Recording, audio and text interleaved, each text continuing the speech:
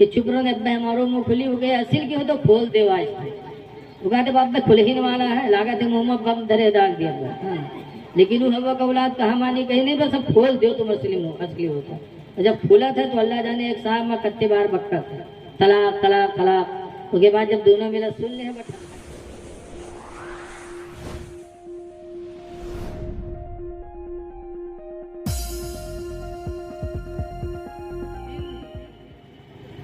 जंग का मैदान बना रहता घर। मौलाना अब्दुल मुस्तफ़ा आज़मी अलैहिर्रहमान ने अपनी किताब हक़ानी तकरीर में एक बीवी मार का वाक़या लिखे हैं कि एक आदमी ने अपनी बीवी का बहुत मारा तो मोहल्ला वाले हो गए नामे रख दी बीवी मार, जैसे चिड़िया मार ऐसे बीवी मार। बेशक बहुत मारता था लेकिन बीवी अल्हम्दुलिल्लाह ऐसे घराने की थी कि उसके माँ बाप ने तालीम दिया था कि बेटी शौहर के घर जा रही हो, अब जिंदगी में कदम नहीं निकलना है, मरने के बाद ही शौहर के घर से तुम्हारे कदम को निकलना है।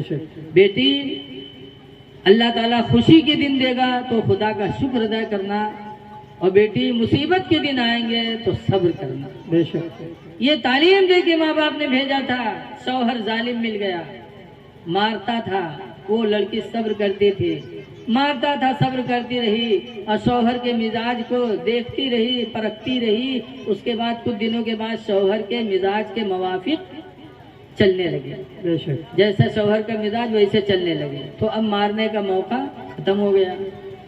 हफ्ता गुजर गया, 2 हफ्ता गुजर गया, मारने का मौका नहीं आया तो आदमी परेशान, हाँ अभी का कैसे मारी, कोई गलती नहीं पावे। तो एक दिन मारे खातिर सोची से एक तरीका, गवा बाजार और मछली लेके आवा घरे रख दी और दुआरे बैठ सोचे कि अब्बे जब खाना खाए खातिर भले जब देवे तो पूछबे कि सब मछली बनाया है, तो अगर कहे सब बनाया है तो ही कह के मरबे कि सब कहे बनाया जा रहे कल का खेबे रे, अगर कहे कि आधा रख दिया ना आधा बनाया है तो ही कह के मरबे कि कल खातिर काहे रख दिए रे, आधी वो सड़ जे तो नुकसान कहाँ से है। तो कोनो न कोनो रास्ता तो निकलबे करी मारे कहीं है। तो बाहर बैठ सोचो बीवी खाना बनाओ। जब खाना बन के तैयार हुआ तो बीवी ने बुलाया कि आइए खाना खा लीजिए। तो प्रोग्राम के मुताबिक लाठी लेके गवान गवा बैठा, बीवी ने खाना दिया। जैसे खाना दिया पूछा था कि सब मछली बनाया है, तो मूड हलेस भाई उठाईस लाठी, कई सारे सब कहे बना रहे, आधा रख दी थी कल खातिर कल का कही मेरे कह रहे भूल गई थी आधी मछली कल के लिए भी रख दिया। अभी सट अभी के प्रोग्राम है खत्म।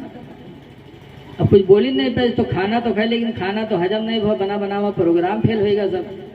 खाना खा लिया उसके बाद आंगन में बीवी ने चारपाई डाला, गर्मी का जमाना था, ये लेटा तो बीवी गई पैर दबाने लगी कि मेरा आदमी है दिन भर रोजी कमाया है, वो पैर दबा रही थी। जालिम वही चक्कर में पड़ा, सोचा कैसे करी।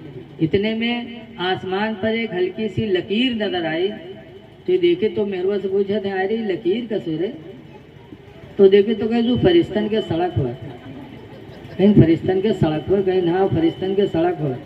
वह उठा ली लाठी, कहीं शायरे फरिश्तन के सड़क के नीचे तो बिस्तरा बिछाया, अगर उनके मोटर फिसली तो हम मरब की बचब रे दुश्मन, मारपीट बना दी इसका। तो ऐसे ऐसे जालिम होते हैं कि वो बीवियों को नौकरानी समझते हैं, गुलाम समझते हैं। ऐ लोगों, वो कुरान जिस कुरान ने बताया कि औरत का हाकिम है मर्द, उसी कुरान में ये भी बताया आशिरुहुन्ना बिल मारूफ, है लोगों औरतों के साथ उसने सुलूक किया। बेशक सुभान अल्लाह। ना मारो ना तलाक दो। अल्लाह के रसूल बहुत नाराज होते हैं तलाक देने से। हदीस पाक में अन महमूद इब्न लबीद, हजरत महमूद बिन लबीद से रवायत है, काल अखबर रसूलुल्लाह सल्लल्लाहु अलैहि वसल्लम बिरजुलिन, हुजूर को एक आदमी के बारे में खबर दी गई, तल्लका सलासा ततलीकातिन जमीआ, कि जिसने अपनी बीवी को 3 तलाक एक साथ में दे दिया। जब हुजूर को खबर दी गई कि फलां ने अपनी बीवी को 3 तलाक एक साथ दे दिया, हदीस में फ़क़ाम रसूलुल्लाह सल्लल्लाहु अलैहि वसल्लम, तो हुजूर बैठे थे जलाल में खड़े हो गए, वक़ाला और फरमाया अयलअबु बिकिताबिल्लाहि अज़्ज़ा व जल्ला, क्या हुआ अल्लाह की किताब के साथ कुरान के साथ खेल खेला जा रहा है। वाना हय्युन बैना ज़ालिकुम वाना हय्युन बैनकुम, और दरा हालिके में तुम लोगों के बीच में मौजूद हूँ। मेरी मौजूदगी में जब कुरान से खेल खेला जा रहा है तो मेरे मरने के बाद तुम्हारा क्या हाल होगा। अल्लाह के रसूल बहुत नाराज हुए, इसलिए ऐ लोगों, न मारो न अपनी औरतों को तलाक दो, औरतों को तलाक न दो। बहुत ज्यादा हो डरवावे के लिए तो एक दफा कह दो, न माने तब एक दफा कह दो के बाद आगे जबान रोक लो, रजात कर लो, रुजू कर लो।